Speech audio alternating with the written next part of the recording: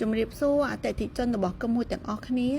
ថ្ងៃនេះខាងក្រុមហ៊ុនសូមណែនាំប្រភេទទ្វារម៉ូទ័រអញ្ចឹងសម្រាប់បងប្អូនដែលមានបំណងគាត់ចង់ដាក់ទ្វារម៉ូទ័រសម្រាប់ទ្វារឃ្លាំងធំទ្វារបូរីឬមួយទ្វារតាមចាស់ល្វែងអីហ្នឹងពាក់ព័ន្ធជាមួយនឹងទ្វារម៉ូទ័រខាងក្រុមហ៊ុនសូមណែនាំប្រភេទអុយធំចាសួស្តីបងប្អូននេះគឺជាប្រភេទអុយធំខាងក្រុមហ៊ុនណាអញ្ចឹងអុយធំនេះគឺយើងសម្រាប់ប្រើជាមួយទ្វារម៉ូទ័រ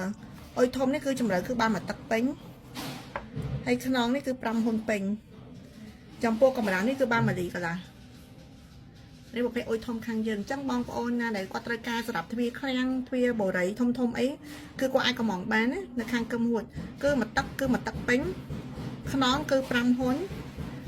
ហើយកម្រាស់នេះគឺ1លីកន្លះអញ្ចឹងសម្រាប់ទ្វារធំអីឃ្លាំងធំបងប្អូនត្រូវការអីគឺថាស្អាតមែនតើហ្មងស្បែកជ័រអីក៏ធំនេះបងប្អូនត្រូវការអាចកំងបាននៅខាងក្រុមហ៊ុនណា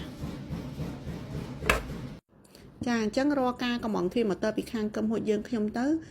បងប្អូនអាចបញ្ជាក់មកខាងផ្នែកលក់យើងខ្ញុំថាតម្រូវការចង់បានអុយធំអញ្ចឹងណាដោយសារអុយធំនេះគឺល្អមែនតើបងប្អូនគឺធំហើយក្រាស់ហើយជ្រៅទៀតជួយបានច្រើនណាករណីខ្យល់មុំអីគឺអត់ងាយផ្លាត់ស្លឹកចេញពីរៃបានទេហើយការពារបានផ្សេងជាច្រើនទៀតដោយសារធំហើយក្រាស់ហើយជ្រៅមែនតើហើយខាងយើងខ្ញុំក៏មាននាំចូលម៉ូទ័រពីរោងចក្រផ្ទាល់ផងដែរមានច្រើនម៉ាកច្រើនម៉ូត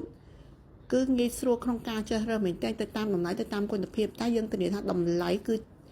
និងគុណភាពគឺជាចម្បងគឺថាធានាពិសេសជាងគេឲ្យហើយរាល់ការជាវម៉ូទ័រពីខាងក្រុមហ៊ុនយើងខ្ញុំទៅគឺយើងមានការធានារយៈពេល1ឆ្នាំពេញហើយជាពិសេសទៀតនោះគឺយើងមានពណ៌ទ្វារល្មូជាច្រើនងាយស្រួលក្នុងការជ្រើសរើសមែនតើស្អាតច្រើនណាស់សម្រាប់ព័ត៌មានបន្ថែមបងប្អូនអាចខលមកលេខទូរស័ព្ទខាងលើនេះបានអរគុណ